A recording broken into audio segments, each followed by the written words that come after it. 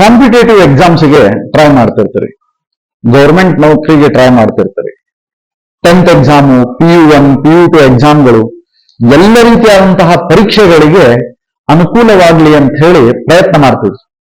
ಆದ್ರೆ ಈ ಪ್ರಯತ್ನಕ್ಕೆ ಒಂದು ದೈವ ಬಲ ಸೇರಿದಾಗ ಅದಕ್ಕೆ ಅದ್ಭುತವಾದಂತಹ ಶಕ್ತಿ ಬರ್ತದೆ.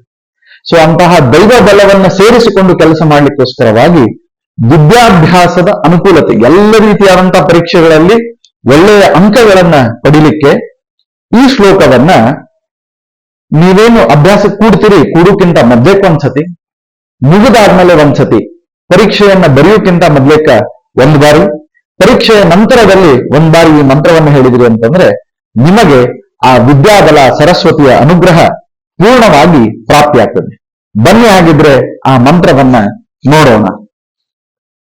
ಸರಸ್ವತೀ ನಮಸ್ತುಭ್ಯಂ ವರದೇ ಕಾಮರೂಪಿಣಿ ವಿದ್ಯಾರಂಭಂ ಕರಿಷ್ಯಾಮಿ ಸಿದ್ಧಿರ್ಭವತು ಮೇ ಸದಾ.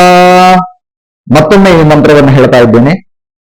ಸರಸ್ವತೀ ನಮಸ್ತುಭ್ಯಂ ವರದೇ ಕಾಮರೂಪಿಣಿ ವಿದ್ಯಾರಂಭಂ ಕರಿಷ್ಯಾಮಿ ಸಿದ್ಧಿರ್ಭವತು ಮೇ ಸದಾ.